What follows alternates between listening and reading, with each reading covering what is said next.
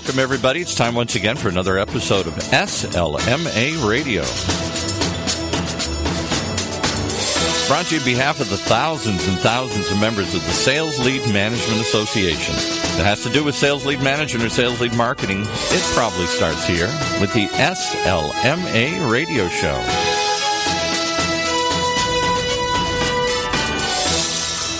Today, as always, we're privileged to have with us the founder, the executive director, the man behind this movement, the one and only, the amazing, always interesting, always knows most interesting people, that's for sure, Jim Obermayer. Hey, Jim. Thank you, Paul. Paul Roberts.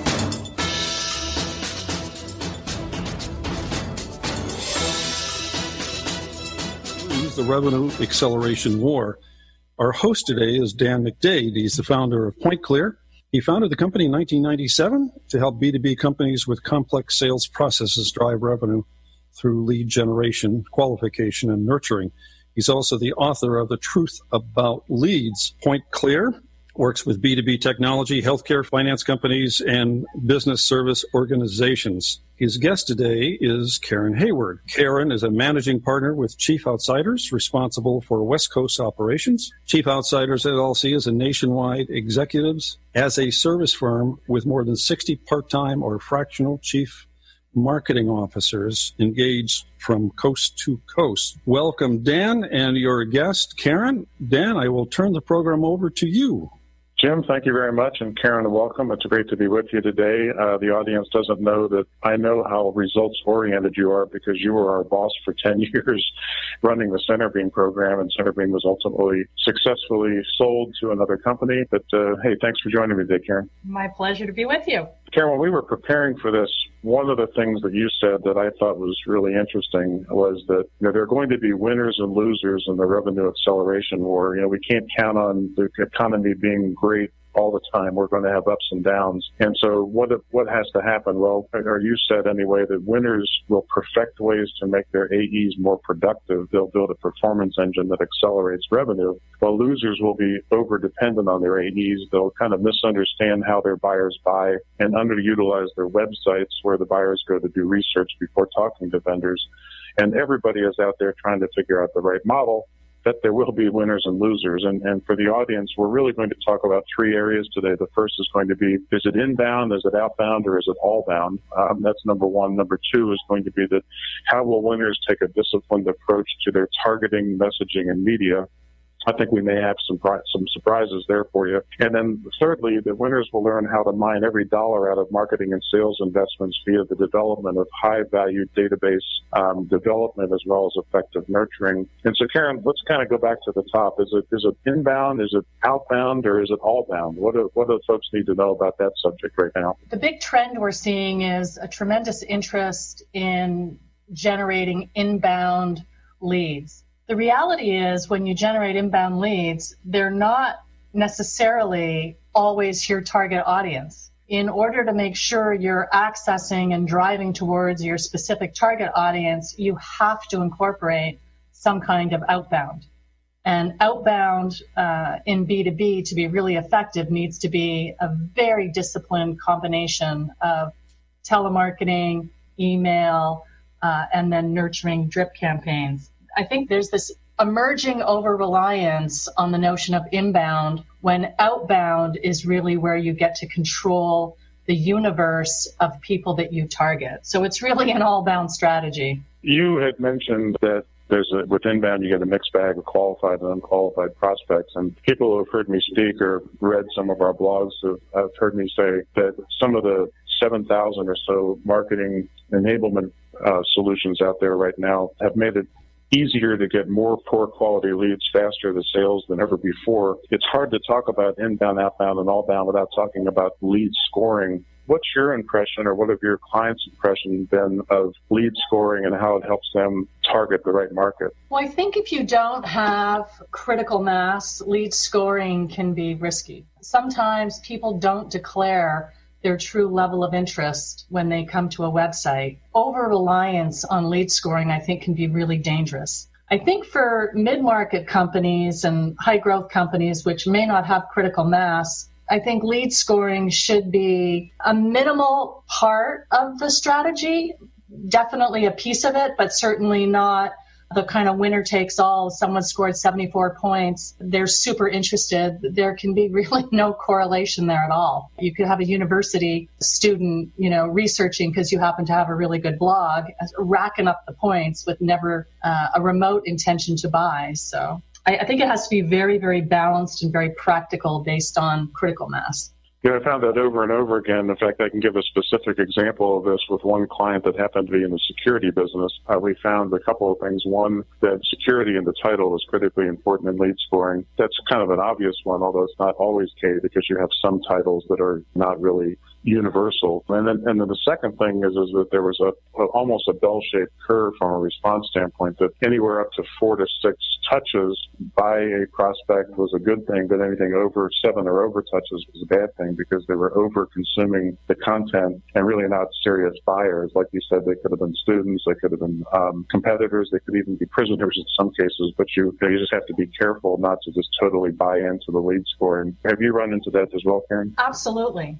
I think I would caution people when they're putting these kind of programs in place is if someone consumes a digital asset and scores, downloads some piece of content, that is the gate through which you should pass to say, we have some level of interest here that we should try and engage for further discussion versus waiting until they've consumed every written blog on your site. The other interesting thing is just because you can get a lot of leads doesn't necessarily mean they're going to close. And Dan and I worked together, for those of you listening, several years ago while I was at CenterBeam, as he mentioned earlier, and we had a segment that we went after in the legal profession. And we had, if I'm not mistaken, something like a 9% lead rate. However, we would qualify them, but they would never close because of their internal decision-making process. Lead rates and early warning systems, I think you have to look at with the full purview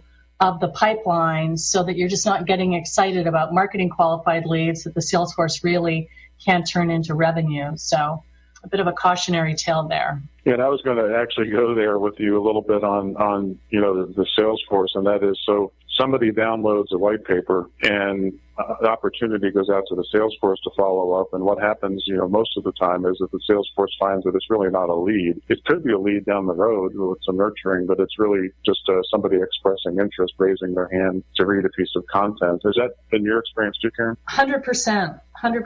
I think that the skill set required to follow up on a lead is a very different skill set than what the traditional outbound sales rep usually possesses. And so I think there's some element of qualification that is really necessary before you hand something off to a sales rep. Feet on the street, as you know, is really expensive. And so you want to make sure that you are providing your precious feet on the street with the best qualified opportunities that they are going to engage. And once a sales force kind of sours on the marketing leads that they're getting, it's difficult to turn them around. I really do think there's this critical step that inbound and outbound people need to take before they pass something off to an outside rep. Let's take on the next topic here, which is that winners will take a disciplined approach to their targeting, messaging, and media. And I know we talked about this the other day, Karen, in preparation for today. I think this was something that you got pretty excited about and had strong feelings about. So let's just talk at the highest level. What does it take to take a disciplined approach to targeting, messaging, and media? That's a very big question. So first of all, I'm an absolute believer in targeting. You've got to really understand who your buyer is, what they care about, and speak to them in a highly relevant way. People talk a lot about buyer personas, but often they really don't do the hard work to define what message is going to resonate with them and what problem you are uniquely positioned to solve for that buyer persona that's going to drive them to engage with you. So that's one. Two is messaging is critical. And so funny, I just worked with a cybersecurity company that was all of a sudden losing to a competitor. And when you talk to the sales force, it was all about money. It was they were $15,000 more expensive than the competitor. It just sort of sounded odd. And so I really dug in, and we went out and interviewed all of their losses. And at that point found out that the persona they were selling to was really concerned about a product roadmap, and that if they selected the wrong cybersecurity company and the company didn't have a roadmap to evolve with how quickly that, environment's evolving, that they were going to end up losing their job. And so they went with the less robust solution, the cheaper solution, and the one that had the best product roadmap. The buyer thought was the least risky solution. Well, when you get that kind of insight about why you're winning and why you're losing, you can quickly and easily adjust the message. And so there's just one example of how, if you're only tuned into your sales force, you get one input, a very important one, but you only get one input. Tuning into why you're winning and why you're losing with an independent third party, really understanding the voice of the customer, I think can really help you unlock opportunities to grow and accelerate revenue and success. And then media, which I think is the third thing we discussed. I mean, it can't just be all about email. You have to be breaking through. You have to have a multi-step, multi-touch process. What we loved about our experience working with you, Dan, was, you would find trigger points. We were looking for CIOs who were very open-minded, early adopters. And when they landed somewhere, you were able to identify them on social media, to outreach, with a very disciplined 7-step process, and really cut through the clutter. So I think it's about multi-touch, multimedia, multi-cycle marketing. It's the disciplined cadence of being able to execute and then not over-execute so that they unsubscribe and tune you out. So a balancing act for sure. Karen, we'll come back to this point in just a second, but I'm with Karen Hayward, who's with Chief Outsiders Group. This is Dan McDade with PointClear. Let's turn it over to our sponsors for just a minute or two, and we'll be right back with you. And we'll take just a moment to remind you that Chief Outsiders is a nationwide executives as a service firm with more than 60 part-time or fractional chief marketing officers. Chief Outsiders has served on the executive teams of over 600 client companies to drive growth, strategy, and execution for a fraction of the cost of a full-time executive. Fractional services at its best. www.chiefoutsiders.com. Go check it out. chiefoutsiders.com. And if you want to increase revenue by 92.35%, that's 92.35%, while reducing prospecting costs by 10% or more, this is not a holy grail. This is not an impossible task. Black box solution. Cadence-centric, account-based teleprospecting works. You can call Dan McDade at PointClear to find out how and to see if it can work for you. 678-533-2722. That's 678-533-2722. And talk to him in person or visit PointClear.com. That's PointClear.com. All right. Back to our guest host, Dan McDade, and his guest. Hi, this is Dan McDade with PointClear, and today I am with Karen Hayward at Chief Outsiders Group. Karen was a client of ours at CenterBeam for about 10 years. Karen, welcome back. Thanks, Dan. It's great to be here.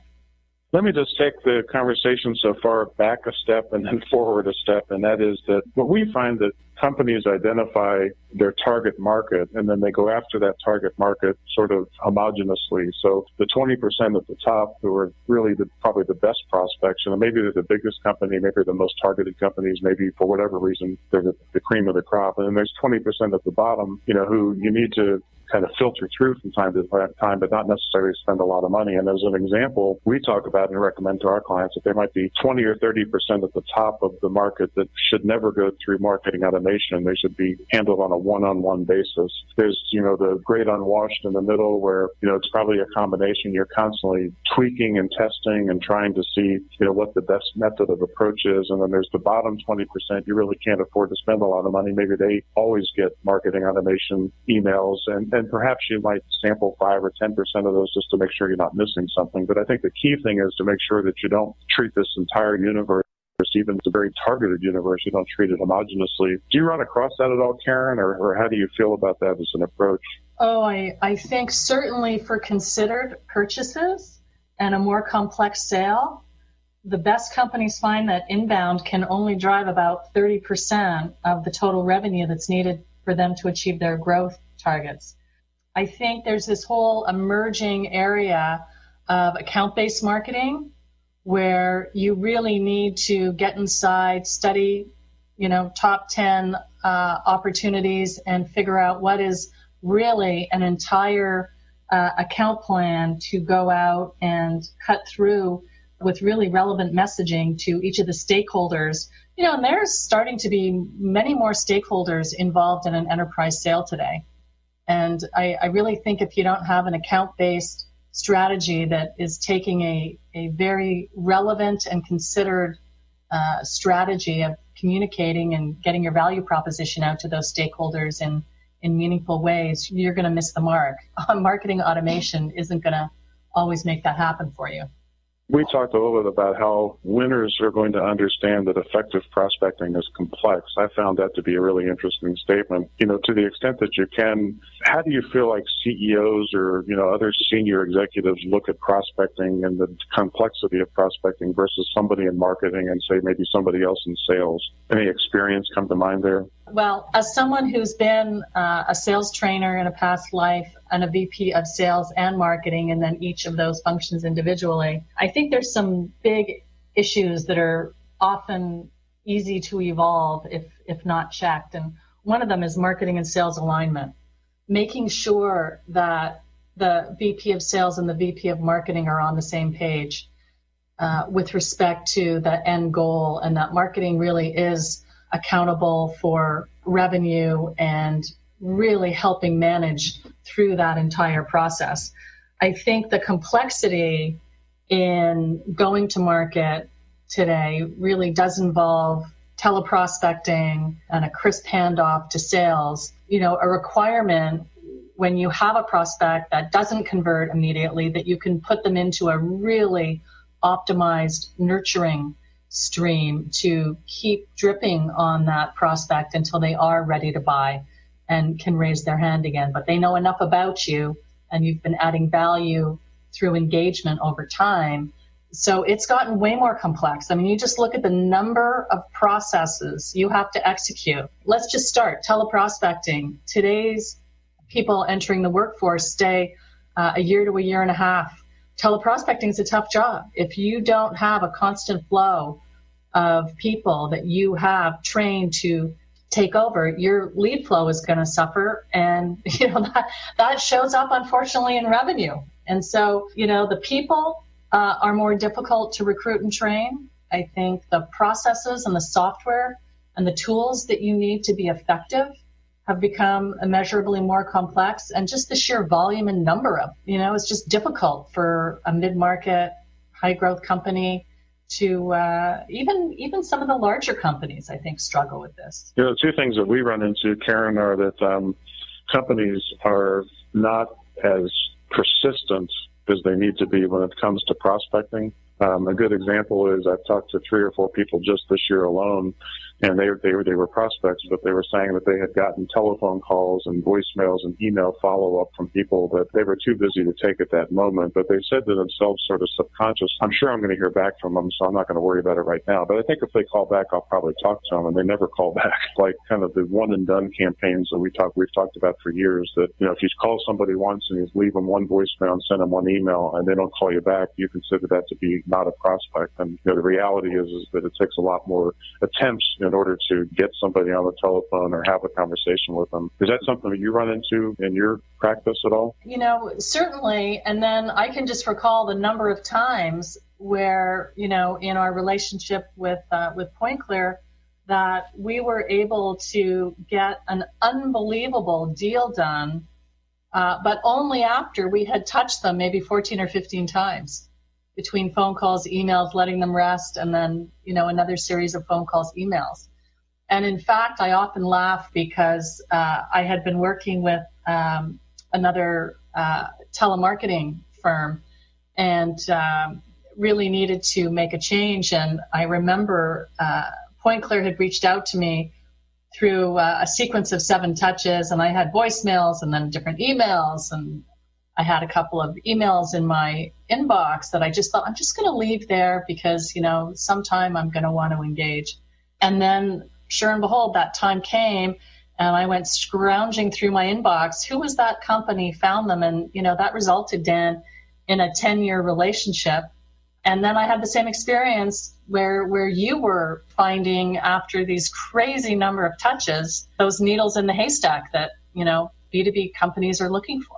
Yeah, we were constantly churning for the top 10 verticals and making sure that we had balance as far as sales reps were concerned and in the geographies for sure. The last topic we were going to talk about today was talking about mining every dollar out of marketing and sales investments via the development of high-value databases and effective nurturing. And, there's an expression that I've heard over and over again, and that is that CEOs don't care about leads, they don't care about databases, they just care about revenue. And in my opinion, CEOs need to get more detail about the leads that are being generated and sent out to field sales, what percentage of them are converting to sales qualified leads, what percentage of them are making it down further in the funnel. Because our experience is that there's an awful lot of money that's wasted developing leads that are sent to sales and never followed up. Now, I bet you've never found that, have you, Karen?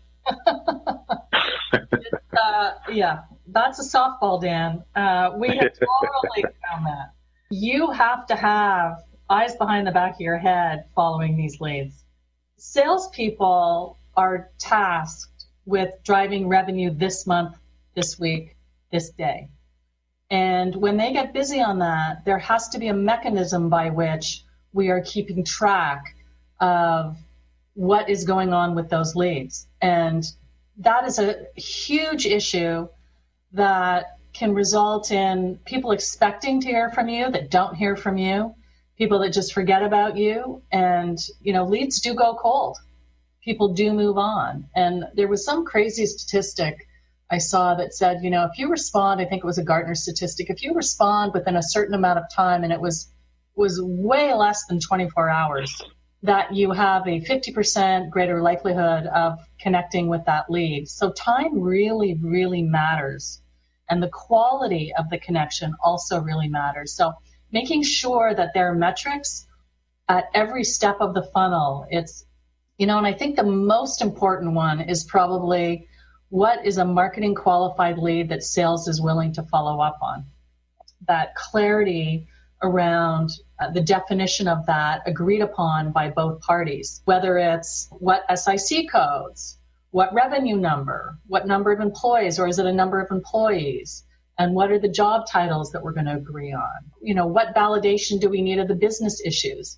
So I think there are like 9 or 10 items that really need to get flushed out so that you have that agreement, so there's less likelihood that it won't be a lead. And when it is a lead, that there's eyes in following that lead to make sure it gets touched all the way through the process. Yeah, and the development of a high-value or high-quality database is also critically important to that. Just to give the listeners here some idea of what we're talking about, let's say you have a target audience or target list of about 1,000, and you go through this list, and maybe there's 40 or 50 that are high-quality sales opportunities ready to turn over to sales. But you know what? A lot of times that's where marketing stops. And in addition to the 40 or 50 high-quality opportunities, there could also be, or will also be, 40 or 50 what we refer to as pipeline accounts. Those are accounts that require 1 or 2 more touches, but we expect 20 or 30% of those pipeline accounts to turn into leads. That's a pretty efficient thing to do. If you basically can convert 50 pipelines into 20 leads, that's a lot more efficient than converting 1,000 companies into 50 leads. And then there's also some nurture opportunities. Those are the companies that are the right size, the right vertical. They've got the right contacts. They've got the right environment, but it's just not the right time. And going back after those companies is a lot less expensive than it is going after a cold list. So at the same time, we want to be very effective in nurturing. We want to make sure that we focus on the value of the database. And I know that we did that together at CenterBeam, Karen. Do you see that frequently, or do you find that's a need in the market at this point? I think some of the larger companies have, the kind of resources to really figure that out. I think I think there's a huge need, with mid-market companies that are really putting the tools in place now, but not necessarily able to create that whole value chain and really execute with the people, the process, and the technology. So that's probably why I'm the world's biggest fan of outsourcing, finding a great partner who really understands this, that you can access and get best practices, not only trying to learn everything yourself. I really do think that the whole notion of segmentation, and then once you have those high value contacts, you have to keep in front of them, because your sales rep won't. Your sales rep only wants to be in front of them when they're hot, and that's their job. So marketing really needs to own that whole effort, whether it's reheating old leads that didn't turn into anything for whatever reason, or reheating nurturing that, can continue to yield. In the example that you just pointed out, I mean, it is so compelling. You can really change your marketing metrics dramatically by having an effective nurturing program. Well, Karen, to restate something you just said, I think it's important for everybody to understand that salespeople do what you pay them to do, not what you want them to do. And with that, I'm going to ask Karen, if you don't mind, just to let people know how they can reach out and get a hold of you. Oh, so I'm Karen Hayward, so khayward@chiefoutsiders.com, and my phone number is 650-823-4292. Karen, thanks so much for joining me today. This is Dan McDade, CEO of PointClear, and you can reach me at dan.mcdade@pointclear.com or by calling 678-533-2722. Thanks to the sponsors of today's show. Karen, thanks again. Look forward to talking to you soon. Thanks, Dan.